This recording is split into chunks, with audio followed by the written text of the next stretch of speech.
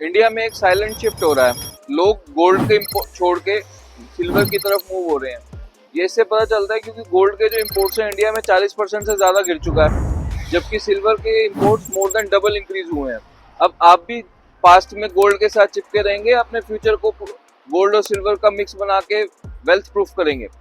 Hi, my name is Shubham and welcome to episode 2 of gold silver की बातें। देखो, gold safe है inflation के समय में, पर प्राइसेस को बीट नहीं कर पाता है और सिर्फ सेफ प्ले करके कभी भी वेल्थ क्रिएट नहीं की जा सकती। On the other and, silver की डिमांड इंडस्ट्रियल है। Majority of the silver being used in India is deriving its demand from industrial use cases like EV industry, solar industry, battery charging industries. That means silver की demand केवल investment के तौर पे नहीं है, बल्कि future economy में एक रॉ मटेरियल के तौर पर है।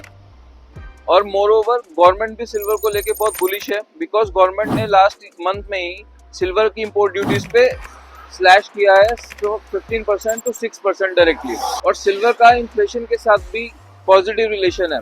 जैसे जैसे महंगाई बढ़ेगी, सिल्वर उतना ज़्यादा ग्रोथ आपको देगा। और सिल्वर ही आपके पोर्टफोलियो का एक ऐसा मेटल है जो आपको इन्फ्लेशन को बीट करने में हेल्प कर सकता है, साथ ही साथ लॉन्ग टर्म में आपके लिए वेल्थ क्रिएट कर सकता है। बट जैसे कि सारी चीज़ें एक जैसी अच्छी नहीं होती, वैसे ही खाली सिल्वर भी आपके पोर्टफोलियो में होना सही नहीं है, क्योंकि सिल्वर के प्राइसेस बहुत ज़्यादा फ्लक्चुएट होते हैं। अगर डिमांड ज़्यादा है तो डिमांड रिड्यूस भी होती है, इसीलिए गोल्ड भी आपके पोर्टफोलियो में होना बहुत ज़रूरी है। आई रिकमेंड आपके पोर्टफोलियो को 60-40 का स्प्लिट मिलना चाहिए, जहाँ 60% सिल्वर में, so that you can beat the inflation at the right time, and 40% for the gold, so that your portfolio can be stable. मैं भी पहले सेफ प्ले करता था, बट उस सेफ प्ले से कभी भी वेल्थ क्रिएशन नहीं हो सकता।